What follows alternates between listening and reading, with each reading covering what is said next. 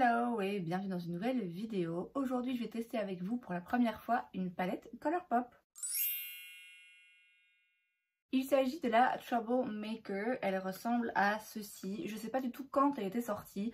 C'est mon amie Sandrine, encore elle, qui me l'a donnée parce que de nouveau elle ne s'en sert pas. Moi vous savez, si on me donne une palette, je la prends, j'aime bien les accumuler. C'est pas forcément l'harmonie de couleurs que moi j'aurais choisi de prendre chez Colourpop parce que je tends toujours un petit peu plus vers les chauds. Mais j'ai envie de vous dire c'est pas plus mal parce que la tendance en ce moment est clairement plutôt vers les tons froids, un petit peu gris, taupe. Et j'ai moins de palettes de ce genre, donc au moins ça apporte un petit peu de nouveauté, ça apporte quelque chose de différent dans ma collection. Et puis surtout, c'est la première palette de chez Colourpop que je vais pouvoir tester. Donc Colourpop, c'est une marque que j'ai envie de tester depuis très longtemps. La seule chose qui m'empêche, c'est les frais de douane. Puisque en Belgique, contrairement à la France, les frais de douane ne sont pas inclus, sont pas calculés, sont pas inclus dans les prix, ce qui veut dire que c'est vraiment un gros risque que vous prenez en commandant. C'est un peu à double tranchant. Soit votre colis passe entre les mailles du filet, vous avez 0 frais de douane, soit il se fait attraper et vous aurez des frais de douane qui peuvent être très élevés. J'avais passé commande il y a des années d'ici une fois et j'avais pas conscience de cette possibilité, ou en tout cas pas de la possibilité que les frais de douane soient si élevés. Une fois le colis arrivé, je pense que j'avais fait une grosse commande de 200 €, j'en avais pour 100 € de frais de douane. Donc comment vous dire que j'ai refusé le colis, je l'ai renvoyé à l'expéditeur, j'ai récupéré mon argent parce que même si Colourpop fait des produits avec de la bonne qualité d'après ce que j'ai pu comprendre, c'est quand même des produits qui sont censés être bon marché, où vous êtes censé faire une bonne affaire en termes de rapport qualité-prix, mais bon clairement si les produits coûtent 3 fois plus cher, ouais le côté intéressant de la marque d'après moi disparaissait un petit peu. Bref, tout ça pour dire que j'ai pas encore eu l'occasion de tester des produits de la marque, j'avais juste Super Shark Shadows que j'avais acheté à New York il y a des années d'ici, que j'ai dû jeter parce qu'ils étaient complètement séchés, mais une palette vraiment ça j'ai jamais testé, donc j'ai hâte de voir un petit peu ce que ça vaut. Donc écoutez, assez parlé, je vais me lancer et je vais commencer avec la teinte Sass juste ici, que je prends avec un pinceau Sigma E38 et que je vais venir mettre dans mon creux de paupière et que je vais petit à petit estomper vers le haut.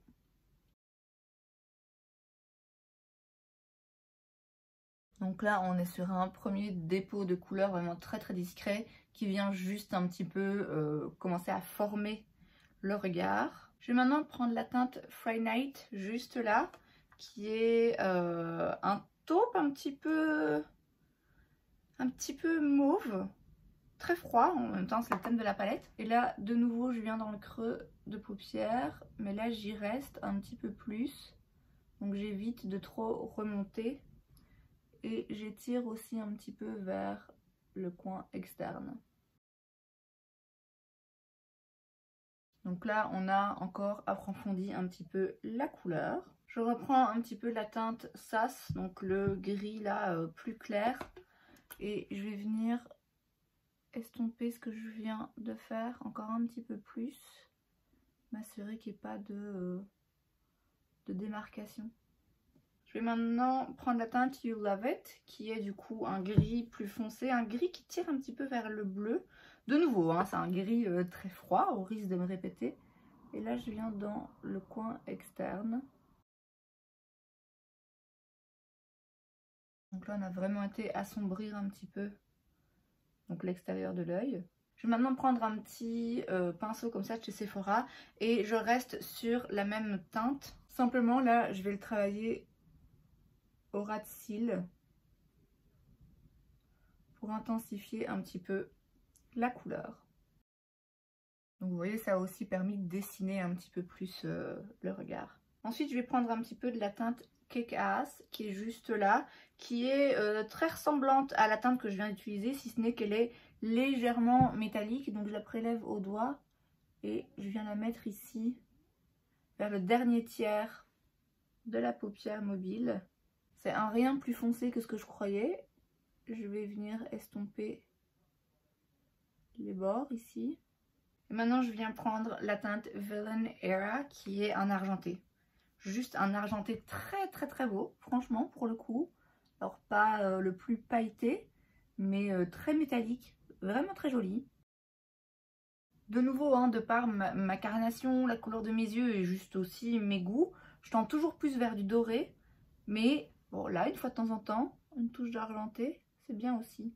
Je reprends le premier pinceau et pareil, je viens ici au bord m'assurer que ça reste bien fondu dans le reste du look. Maintenant avec un pinceau MAC 219S, je vais venir prendre la teinte Body qui est un blanc en fait, très lumineux, qui a l'air de se prélever pas trop mal au pinceau. On va voir si je dois humidifier ou pas. Ouais, je vais quand même humidifier un petit peu mon pinceau avec un petit spray. Effectivement là on voit que c'est plus intense. Ça me dérange pas hein, qu'un fard de ce genre doive se prélever avec un pinceau mouillé parce que c'est assez fréquent. Et donc là je reviens jusque vraiment dans le coin interne pour vraiment ramener un point de lumière. Et je descends aussi un petit peu là au ras de cils inférieur, juste vers l'intérieur hein, de l'œil. Je vais mettre du crayon en muqueuse supérieure. Je recourbe mes cils. Et je mets du mascara. Et voilà donc le résultat. Alors écoutez, pour un premier petit look comme ça, vite fait, je suis assez satisfaite. J'ai rien de négatif à dire. J'aurais hâte la prochaine fois de tester cette teinte qui est un petit peu duochrome. Et alors aussi les teintes là un petit peu plus rosées. Mais écoutez, on peut pas tout faire en une fois. Donc je ferai d'autres looks avec et je pourrai sans doute vous donner une opinion un petit peu plus argumentée. Mais pour le moment j'ai envie de vous dire, rien à signaler. Les fards mat se sont bien travaillés. C'est pas pourtant des teintes forcément les plus faciles à faire. Je trouve que le résultat est quand même harmonieux, joli, j'ai pas de grosses taches. C'est pas les plus pigmentés, mais c'est encore une fois c'est pas forcément quelque chose de négatif. Surtout avec ce genre de teinte, si on part dans des trucs très pigmentés qui sont après un petit peu plus difficiles à faire bouger, ça va pas plaire au plus grand nombre. Les métalliques sont jolis, ils sont lumineux. Maintenant c'est pas des métalliques absolument dingues. Il y a un petit duochrome là qui en effet est joli, mais bon c'est un duochrome comme on peut en voir de plus en plus facilement dans plein d'autres palettes. Donc je suis pas sûre que la formulation ni des fards mat ni des fards lumineux métalliques soit vraiment différente de ce qu'on a sur le marché, de ce que j'ai déjà essayé. Je suis pas sûre que ce soit vraiment quelque chose de très spécial. Je pense que ce qui a fait l'attrait de cette marque pendant très longtemps, c'est le rapport qualité-prix. Le fait que vous aviez une qualité qui, je vous l'ai dit, est tout à fait correcte, il n'y a rien de négatif à dire, à un prix dérisoire, enfin dérisoire hors frais de douane et frais de port, donc dérisoire pour les Américains évidemment. Et surtout qu'il y avait une vaste quantité de choix à disposition. C'est toujours le cas et je pense que maintenant ça porte un petit peu plus préjudice à la marque parce que Colourpop sort tellement de palettes, fait tellement de lancements à l'année que c'est vrai qu'on s'y perd un peu, tout finit par se ressembler et ça devient un petit peu lassant. Mais c'est vrai qu'à une époque c'était leur force, le fait de sortir sans cesse comme ça des collections, de d'éveiller sans cesse l'intérêt, d'avoir toujours des harmonies de couleurs qui étaient différentes, qui étaient intéressantes.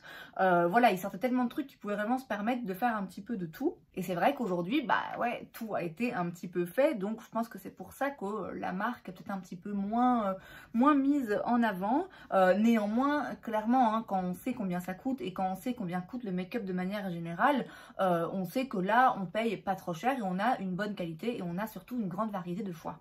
Maintenant, en ce qui concerne cette palette particulièrement, je trouve que l'harmonie de couleurs est bien faite. Je vous l'ai dit, c'est pas les harmonies de couleurs qui, moi, m'intéressent le plus parce que je trouve que ce genre de teinte froide et de gris, limite bleuté, c'est vraiment pas ce qui me va le mieux. Mais parfois, j'en utilise hein, parce que parfois, je fais des looks qui mettent pas forcément mon regard en valeur, mais juste parce que j'ai envie de m'amuser. Donc, je vais m'en servir. Et en l'occurrence, comme je vous ai dit, c'est quand même le genre d'harmonie de couleurs qui a assez tendance en ce moment puisqu'on voit beaucoup plus de teintes froides, un petit peu grunge comme ça. Et dans ce genre d'harmonie de couleurs, c'est une harmonie qui est réussie parce qu'on a des teintes plus claires, d'autres plus foncées, on a des sous-tons un petit peu différents, on a du taupe, on a des teintes un petit peu plus mauves, on a des lumineux intéressants, des plus clairs, des plus foncés. Là, on a un fard sequin, on a un fard duochrome. Donc, il y a quand même, je trouve, une bonne diversité de teintes et de formulations qui rend la palette intéressante et bien faite. Donc écoutez, je ferai d'autres looks avec, affaire à suivre, mais pour le moment, je dirais que mon premier essai d'une palette Colourpop est concluant. Et c'est donc tout pour cette vidéo, j'espère que ça vous a plu. Si c'est le cas, n'hésitez pas à laisser un like, vous pouvez aussi vous abonner à ma chaîne, parce que c'est gratuit, donc pourquoi pas. Et moi, je vous vois la prochaine fois. Bye!